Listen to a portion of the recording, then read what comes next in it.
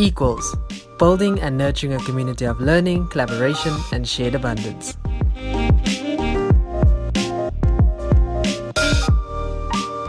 CEO and founder of Rothko Brand Partners and talented writer Jay Notten recently took part in ex-Wall Street Journal Shani Raja's editing course titled Editing Mastery: How to Edit Writing to Perfection.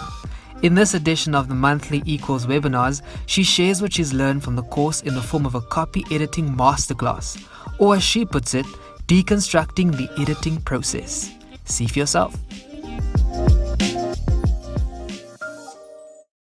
When I edit, I just basically jump into a piece of text and I edit it, I can't think about what it is I'm doing. I find it difficult to explain to somebody else what it is I've done. And so I really like the way he actually explained that process by breaking it down into kind of a series of constituent parts. And so that's what I thought that I'll take you through that. And obviously this is very high level because the whole course is more like an 8-hour course and I've reduced it now to less than an hour. So we're not going to be able to give it the due care and consideration that it needs, but I'm hoping that it'll spark some interest. I think it's a simple enough process that you might be able to try it out. And I thought we would try and do a live edit on this little piece of copy that I found.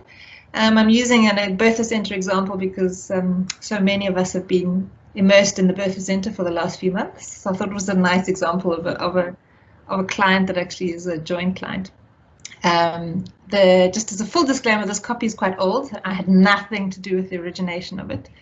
So I just took it off their website. I cut it a little bit down because I didn't want it to be too long a piece to be working on. And it's quite a nice piece. I think it lends a lot of scope for improvement.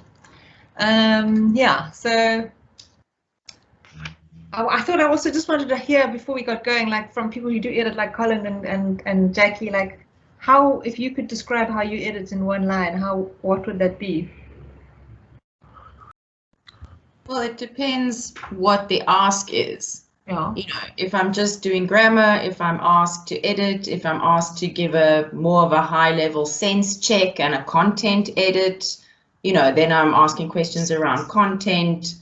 The introduction mentions you'll do this, this, and this, but you only did 2, where's the third, or restructuring. So it depends very much on the ask. Yeah, okay, no, that's great. You'll see that relates to what comes next. Okay. I don't know. I think as an editor, it's quite often our responsibility to go beyond the ask or to ask about the ask, because quite often our clients, are not the experts in the written word, and we are, and we can quite often say, well, you think it just needs, a proofread or a copy edit, but actually the story doesn't pop, the structure's not logical, the key messages are hidden in the 5th paragraph. Yeah. But your experience is when you sit down and edit, like when you look at a piece of copy, how do you go about it? I mean, do you sort of go like, okay, I'm going to do this first, then this first, or that first, or do you literally just kind of go at it? I mean, like, I'm just curious because when I edit, when I sit down, I'll open the article that I'm meant to be editing. Sometimes I don't even read the whole article through, which is probably not a very good thing. I literally just start editing. I read and I edit as I read through. And I'm doing a lot of things, a lot of processes, but I'm not necessarily doing it very structured. It's quite intuitive a lot of the time. I just wondered how other people experienced it.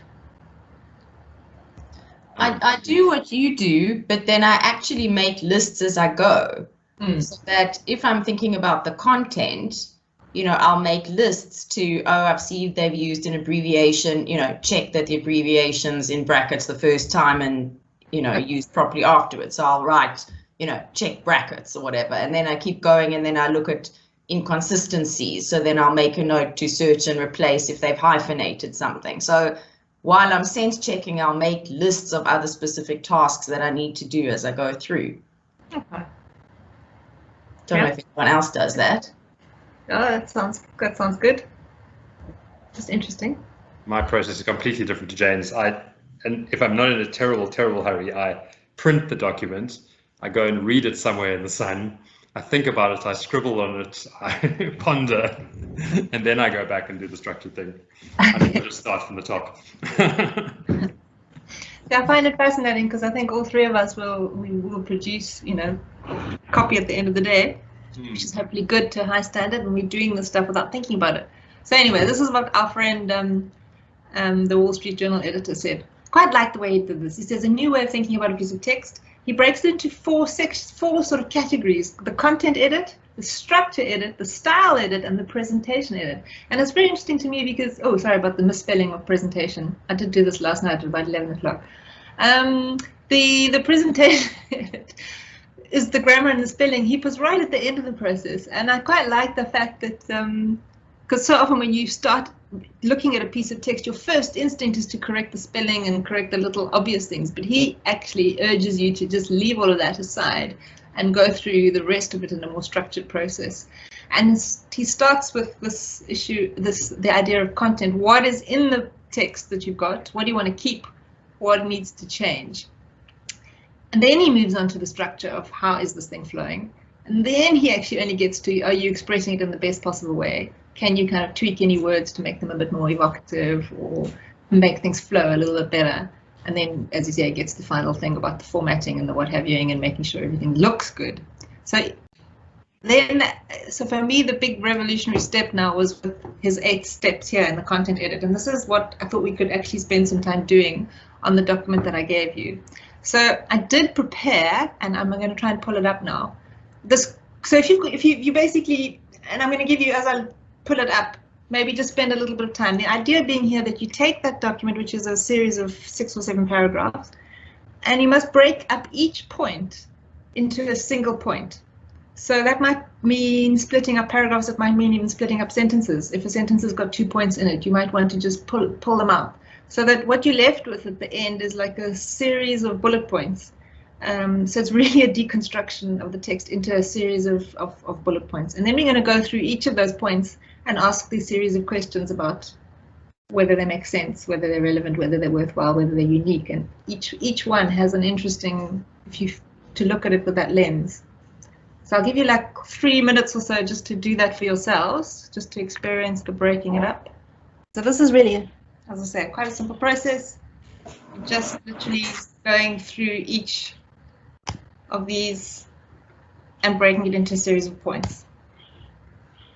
This is when I actually need my external screen.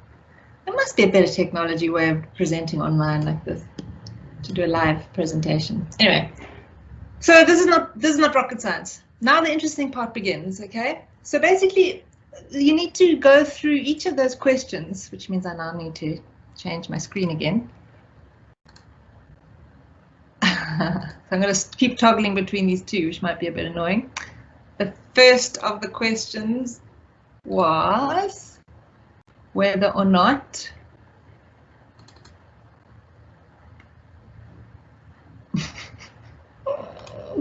I'm just going to write these down and then keep the text edit open. So the first thing is, does each point make sense? Second one is each point relevant? Next one is each one worthwhile? Is it unique? Is it verified? And then the last question is, what's missing? So if we whip through this Word document together, and I'm going to bring up now a different Word document which I had created earlier. Okay, so if we go through these questions, can you all see now my screen with the colors on it, the Word document full of colors? No? Yes? Yes, we can. Yeah. Good. Okay, so I color coded each of these questions. So the yellow question for me was a question of does it make sense? Green questioning whether it's relevant, blue saying whether it's worthwhile, pink whether they're unique. That's lovely, whatever color for whether it's verified, and then some missing information which I added in. So just whipping through here, this is what I thought, and maybe other people kind of have different ideas. This is obviously just my take on things. So my first point was that more than 600 million is not verified. We'd need to look for a source for that somewhere along the line. And then this bit about, in spite of the rather gloomy prediction, lights are switching on. I was just like not sure that makes perfect sense. Kind of get what they mean, but I'm not quite sure I understand what they're saying. The next one to me is also very peculiar, just there's completely no context. It jumps, the story doesn't make sense at all to me. And then there's the them in the next paragraph, which I was just questioning who are we referring to. So I just made that, just highlighted that as being an issue. Just skip over the red for now. Then I also said this here, there's a repetition of the fund managers. This here, the Green Outcomes Fund aims to incentivize fund managers, and then it says here it's partnered with local fund managers. So I highlighted that pink just to show that that is a repetition. Here's some other things which didn't make sense to me, like completely not making sense to me how this thing actually works, like how it's being described did not stack. I just found I didn't quite understand what they're trying to say. Who's getting the money, who's processing the money, who's benefiting from this. Then these all kind of made sense. Here's a little bit of repetition around the catalyzing, whether this thing is good, this fund is going to be a catalyst of some kind. They use that word twice. What's the blue? I can't remember what blue stands for. Is it worthwhile? So here are some things which were blue. I wasn't sure whether it was worthwhile talking specifically whether this is going to increase Edge Growth's ability to invest in other green SGBs. I may be wrong, but I just thought at this point, nah, I don't think it's worthwhile. I didn't think it was worthwhile having all this stuff about Bertha in. Thought it was a bit too much information. And this last, the green bit at the end, what does green stand for? I just didn't think it was very relevant. So the difference between relevance and worthwhile, obviously, relevance is how relevant is the copy to the actual story that you're trying to tell, as far as you can tell. And worthwhile is how, you know, is it adding, is it just rambling? Is it just adding unnecessary clutter? So it might be relevant, but it's actually just like adding. Yeah. And then the last thing is like, what do you know, like what's missing? And so for me, the questions were like, what's missing? Like who actually is the initiator of this is not clear. How does it actually work? And what exactly is the Bertha Center's role? Because I'm thinking if Bertha Center are our client, then we need to give them the starring role. It's not clear to me that that they're starring in this at all. And for that, obviously, I had to go and do a little bit of extra work. So I went off site and I found information about this fund on Green Cape's website. And also on Bertha's website. It's worth pointing out that this copy we're working on is old copy, so it's actually the first announcement of this fund, whereas the copy now is obviously the stuff on the website is talking about a fund which is up and running and by all accounts doing great things. Anyway, so I took some of those bits that were missing and I inserted them here. The two key things that I felt were missing were that the local fund managers might have, you know, to say a little bit more about what it is. So this is, I thought it was better written now on the Bertha website. So I took that, I added it in, and I also added in that it's the brainchild of the Bertha Center and seeded through the design thinking. I thought that was quite a nice succinct description of what it actually is, which I think is missing from this introduction bit. Yeah. Does that kind of make sense to people? What are your thoughts? Jane, I think it gives such a fantastic sort of logical ladder to work through. And I think I'm a bit more like you. Usually when I edit, I'm totally intuitive and I just like jump in. And I'm thinking, yeah, actually, this is what I'm doing. But this is so beautifully laid out. And in terms of a specific piece, I mean, I would agree my biggest criticism of it is that the role of the Bertha Center gets entirely lost. And so I love how this process kind of makes that obvious and gives you a way of doing something about it. Yeah. Cool. Thank you.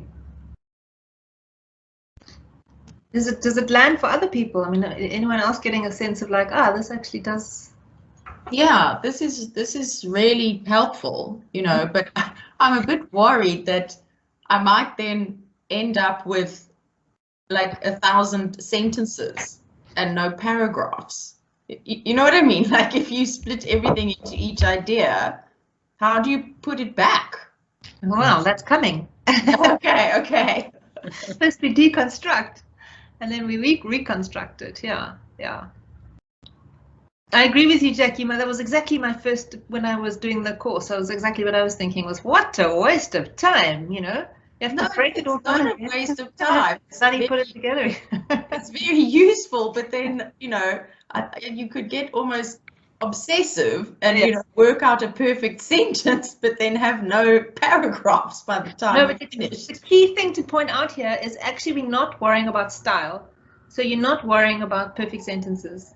So you can happily have a sentence which is starting in the middle, you know, cut a sentence halfway through and have it starting with a lowercase. It's not meant to be grammatically correct at this point. It's not meant to be perfectly worded sentences, and don't waste any time and energy worrying about the style. Literally all you're doing now is analyzing the content of what is there. Does it need to be there? You know, is it unique, and is it repetition? You know, so you're just trying to pull out all of those kinds of little elements of the content, and you're not trying to engage with how it fits together as a whole. If that helps. Okay, thanks. I mean, it's quite interesting because since I've done the course, of course, I haven't applied this at all because I'm too busy editing in my own style, and we all know that change is very hard. But when I did this in preparation last night, I actually found it surprisingly powerful. It was very interesting. So having actually now applying what I'm glibly teaching all of you, it actually is surprisingly effective. So I kind of got it intellectually in the course, but I haven't actually been using it myself. But I think I'm going to certainly try it. Certainly on some of the pieces I get. I must also make a proviso that often when we get stuff to edit, it's better, you know, it's further along the line. I don't think all copy necessarily needs this kind of approach. So I think we also have to use you know, be judicious a little bit. But I think very complicated stuff sometimes could help. Does anyone else have anything to say, or shall I move on to the next section? I think your last point, Jane, is very relevant. My first thought was this would be very time consuming. Yeah. In a piece as confusing as this, I think it would actually save time at the end of the day. Yeah. It makes it more precise. Otherwise, we just are flying intuitively a lot of the way. Mm. Yeah, thanks for that, Barry. I find that, yeah, for me, I also found that like I don't think I would have picked out some of the repetition quite as early as this process allowed you to see some of the what's it, the wheat and the chaff. It shows up the chaff quite quickly in a way that the intuitive process doesn't often get to. Okay.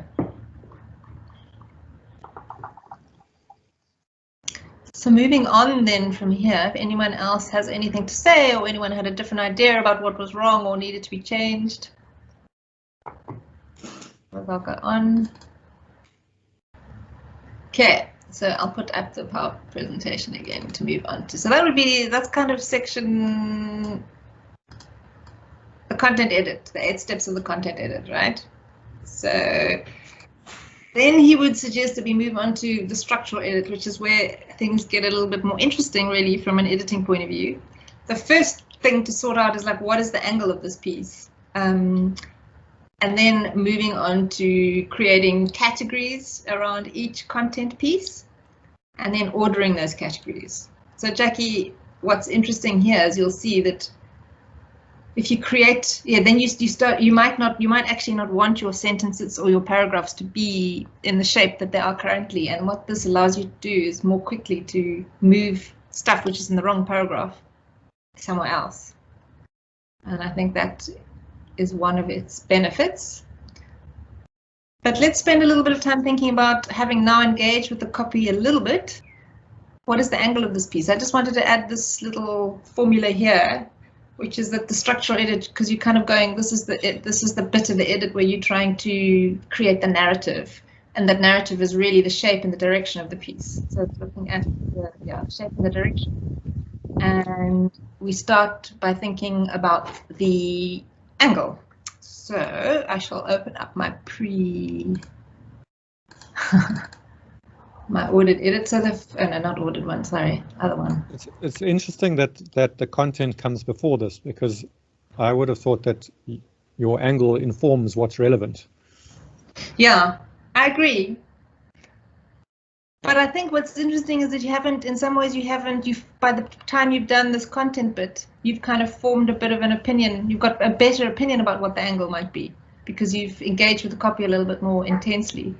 I don't think it's impossible that you wouldn't have an angle. You would have probably thought of an angle before you got there, because that's the way the brain is working. But in his process, he's now suggesting that at this point you sort of take a step back and formally engage with what is our angle. And I must say, if in my reading of it, and I'll bring up my working of it now. So my take of it, if I was to kind of come up with a little 2-sentence thing about what is the angle, the lead, I'm calling it the lead here, but what I mean is the angle, is the Bertha Center is launching a bold new pilot for a new way of investing in green businesses in a bid to build a greener future for all and boost SMEs and SGBs. It's not very well written yet, but that's kind of what I'm thinking might make the angle. I don't know whether people agree or disagree. Who has an angle, a different angle, based on what you've looked at this rapid 20-minute tutorial? Yeah, I agree. That sounds like the right angle, but implicit behind that is the idea that they want to raise money for GOF and that they're also promoting the Bertha Center. Those to me are the main objectives of the piece: raise money and promote the center. What's the second one? Promoting the Bertha Center. BC, yeah, okay. Yeah, I would agree. I mean, I wonder if there's a way of building in the problem into the lead, because that kind of makes it more interesting. You know, like there is this massive challenge. Either the problem is the 600 million people without energy, or it's the many barriers that SMEs face. You know, so it's kind of because your lead's quite sort of sunny and optimistic at the moment, and it could be more sort of dramatic and interesting if it was. So you're getting ahead of yourself, because. Oh, sorry. But I mean, that's interesting to me. That's exactly the thing. Absolutely. When in the finals, in the style stage, when we get to, I'll just show you. I don't know. We're going to get to, actually, we won't get to the end of all 4 of the processes. But it's only in the style stage of the 4-part process that he says, actually, now take a step back. Could the introduction be more snazzy? Like, what could you do to make the introduction just a bit better? So for right now, all we're really doing is trying to come up with the key sort of founding, the principle around which we're wanting the content to coalesce. So you're not looking necessarily to make it readable. Again, you're literally just trying to get the right ideas in the right order. Does that make sense? I mean, it does. Well, yes and no, because if I think, of, sort of like, dramatic story structure, and all of the kind of different, structures that are kind of universal, that are known, and, 3-act play structure, etc., etc. I mean, we know that there's some fundamental things about telling a story well, and which are not just about style, which are actually about structure. So anyway, yeah. Okay. No, okay. So you are suggesting here, and then let's just jot it down then. But what you want to do is, so you're wanting to say, what would your problem be? In order to help solve the massive problem of energy access and SME sustainability in Africa, BC is launching a bold new pilot, something like that. Yeah. Okay. Cool. No, I like that. What do people think? Other people? Yes, no, both? Which is best? Yeah, I agree. I mean, it also depends on how you interpret lead. Like, is it the key message, or is it the lead in sentence? I think it's more like the organizing principle. It's like, what is the purpose of this piece? Like, what do you? What's the takeaway, the key takeaway? And I think your initial lead is the key takeaway, but I do think it, from a structuring the narrative point of view, it does make sense to kind of frame that in terms of the problem. Okay, cool. All right. I also like Barry's raising money and less promoting the BC. I think that to me is a secondary aim of the piece. But definitely the raising money issue is actually quite a big one.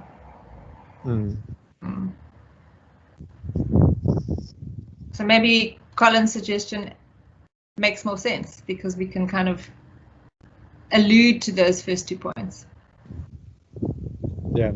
Okay, I'm going to leave them both up there just because this is a... So in terms of categorizing the rest of the stuff, so now we've got our little bullet points. The idea being, you go now through, you can create your own categories. I've created a couple of categories. One category I've called why, which is what you're talking to around what the problem is, Colin. You know, here's the problem. All these different things that they've said. I've just left everything as is for now, even though I don't like all of this copy.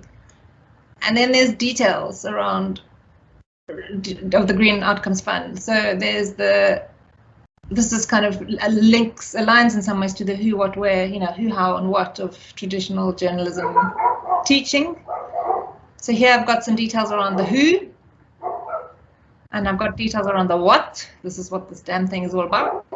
Then I've got a category I've called details metrics, because this seemed to me to be a little section where they go into a little bit of detail about what the metrics are behind this thing. And I think there's something interesting there that you know, you might want to pull out later.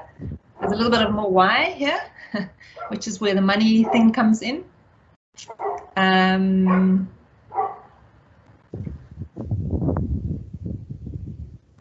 then there's this random quote here, and then you've got Bertha at the very end. Oh, hang on, that's wrong. I should have put the details. This is the details who here. But as he says, like, this is very sort of rudimentary. Obviously, it doesn't, all of these categories, it's not so much about ordering these categories, because you might be jumping between these categories. You might go from a who to a what, back to a who to a why. It's not to say that you're going to be sticking, it's just to give you, again, it's just to give you a way of engaging with the copy on a level, it's a different way of looking at it. It's a deconstruction, which is quite interesting, I think, because you might not necessarily always, I mean, I don't pause to think about this necessarily while I'm editing. Okay, so that's what is meant by breaking it into little bite-sized pieces like this. The next plan is to basically then take this and put it in an order that you think works, which is starting to get closer to what Jackie was worried about earlier in terms of making things flow better. So I had a crack at it last night, which I can show you. Close that down.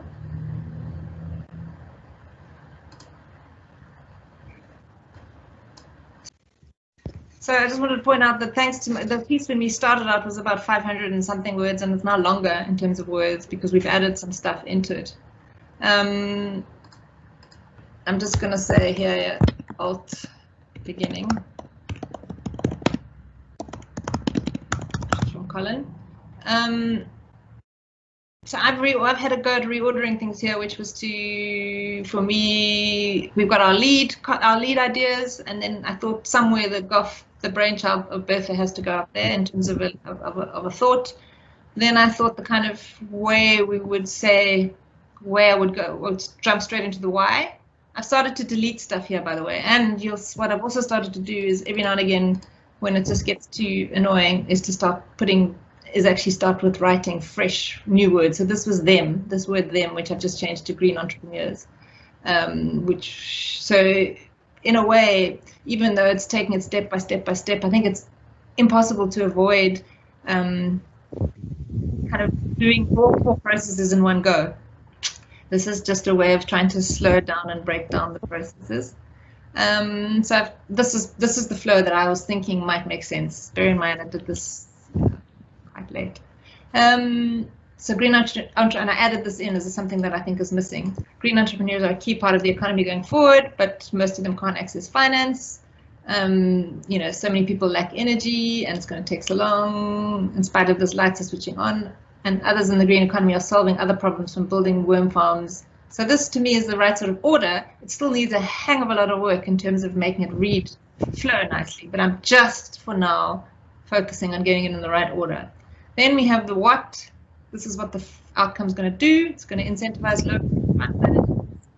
And then it's going to say local fund, now basically I'm explaining what that means to incentivize which I think this little sentence I found on their website does quite well. And then we've got more details of Goff as to who they are. I actually thought I'd moved that. I would have moved, because it's a quote, I probably would want to move the quote higher up. I must have not saved it last night.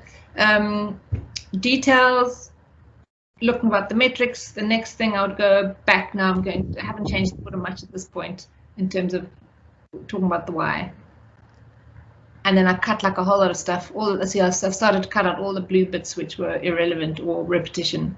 That still has to go, or I thought I've left that in now because I wasn't sure actually. I want to obviously reduce those two into one, but I haven't quite got to that point yet. So that's kind of the order that I was going in. Like I said, this is totally, doesn't have to be the order. If we had more time, what I would love to do is actually let all of you, and maybe if you like it, when you want to spend 5 minutes yourself engaging with the text and deciding how you might order it, and then sharing your screen and discussing that. Because this is, would that be useful? Because really, it's only when you do this yourself that you're going to kind of engage with a copy in any way whatsoever. So this is just giving you some ideas and some tools for engaging with it. But do you want to just do the exercise yourself for 5 minutes? Would that be helpful?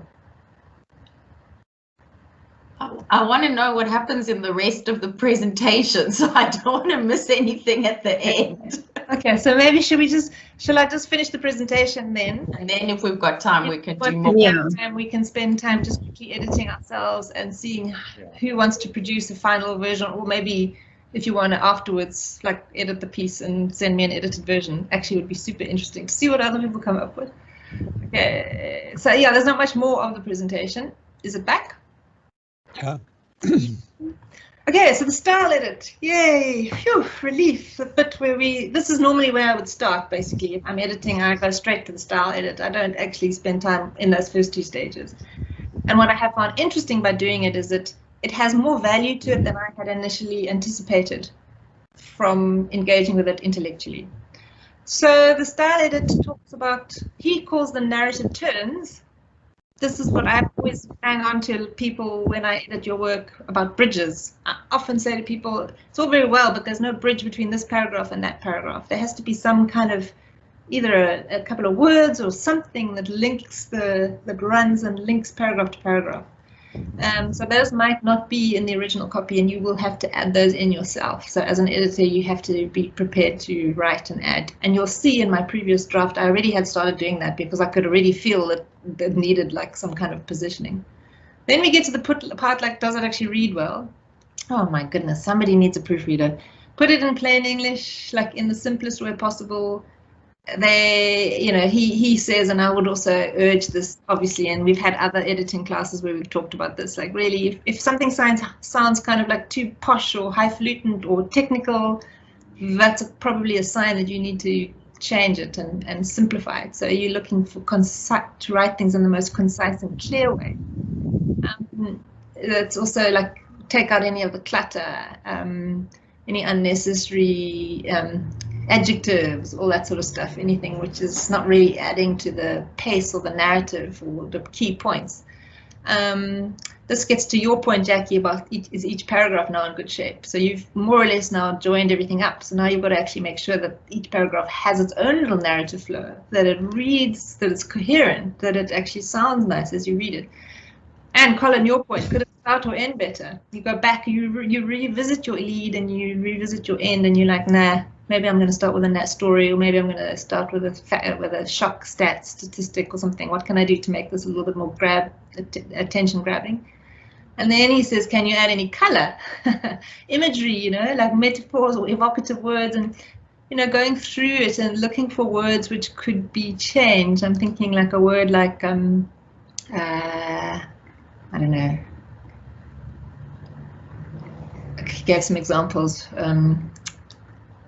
I think I guess I made a change here, like where the thing was saying, like according to them, according to entrepreneurs, or you know, if it changed, I actually made it green entrepreneurs, and I think, you know, that's more of a kind of a more descriptive of the kind of entrepreneurs that you're talking about. That would be a random example. But I think, and then the last one is you know, is every person and entity correctly introduced? That's kind of a detail thing, and then the references and stuff. So you're starting to get like quite detailed at this point. And then, and only then, does he head us into the presentation where we look at the grammar, the punctuation, formatting, and then your consistency issue, Jackie, all your notes about consistency. And then he says, like, read it aloud right at the very, very end. So you've got the whole thing kind of done and dusted. So yeah, that's it really in terms of his neat little 4-step process. If you want a reminder, content, structure, style, and presentation. So I think also for me, like, what was quite interesting about this process for me was it actually surfaced in some way some of the stuff which I do unconsciously. So I will unconsciously do a content edit in the sense that as I will take stuff out, I will rearrange stuff, I will do all of that stuff when I'm editing, but I wouldn't have thought of it in this way. And I thought that if you are new to the process of editing, this might be quite a useful way of actually creating like some building blocks, or as you said earlier, Sandra, I like that sort of scaffolding or steps. I can't remember the exact word you used. I mean, for me, it's fascinating that this dude has come up with so many steps. I mean, it's a very kind of structured process, as you say, Jane. Like it sort of surfaces many of the things we do intuitively. I mean, my instinct is to think, well, maybe this is too complicated. Would we go through so many steps? But I do also want, it does raise a question for me about where does editing stop and where does rewriting start? Because, yeah, I mean, really, it's something so thorough, you're actually kind of deconstructing the things so dramatically that you may as well start again. And then if you are starting again, you may as well ask some questions like, well, if there are these incredible entrepreneurs doing fascinating things, why don't we have any of their stories or their voices in this piece? You know, and can we get some? Fully. Agree with you. I mean, I think I would say my point about, I think that a lot of the work that we are editing, I'm happy to say, comes to me in a stage where I don't have to do this deconstruction process. I mean, clearly the Wall Street Journal was obviously full of idiots or something for him to have developed this style or editing.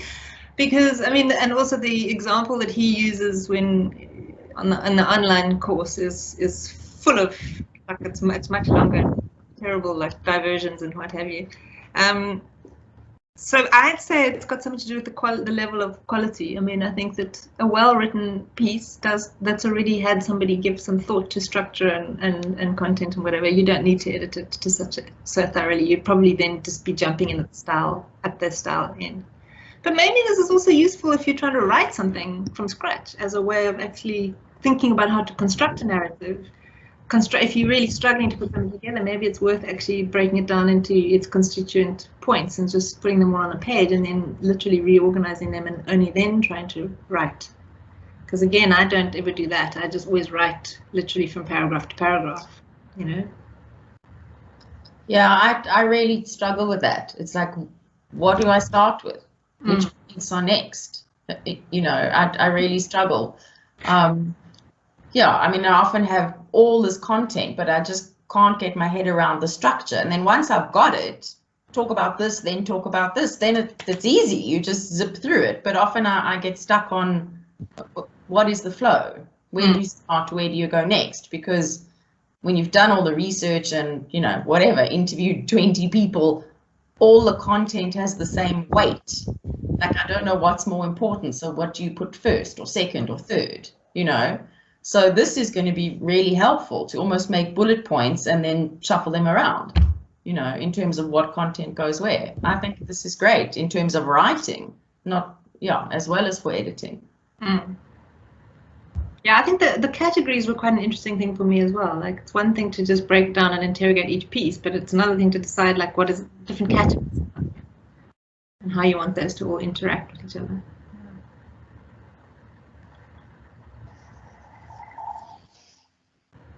You're on mute, Catherine.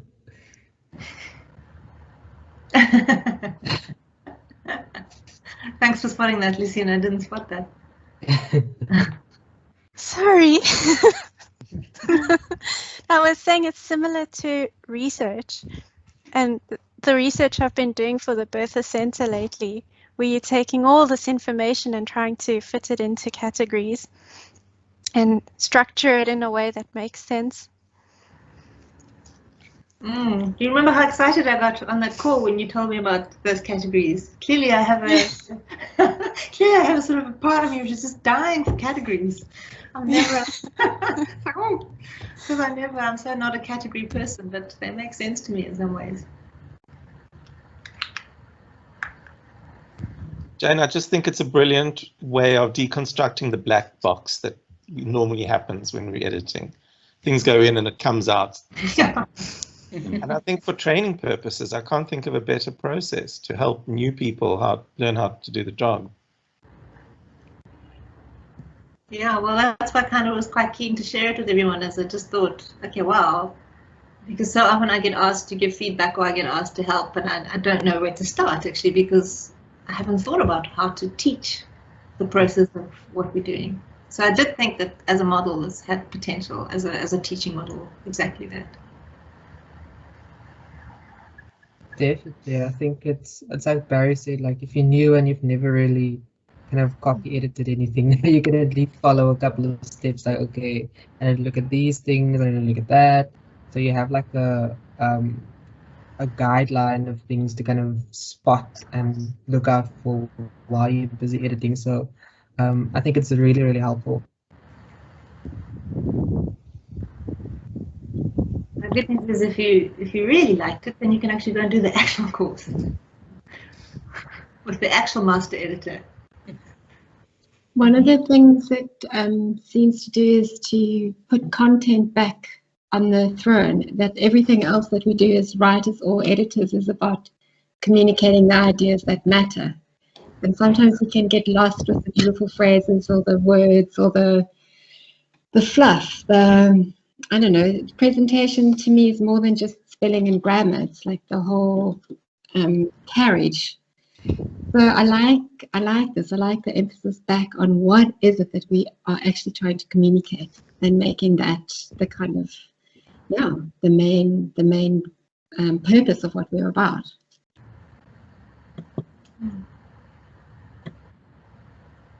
Cool. Thanks, everybody. Thanks, Jane. That was really illuminating. Well, I hope it was useful. Yeah. Nice to share some ideas. Okie dokes. Well, I hope everyone has a lovely weekend ahead. Thank you so much, Jane. Thanks a lot, Jane. Cheers, everyone. Bye. Everyone. Bye-bye. We hope this inspires you to take on a new approach to copy editing, even if only for a short while. Tune in next time for another edition of the eQuills webinars.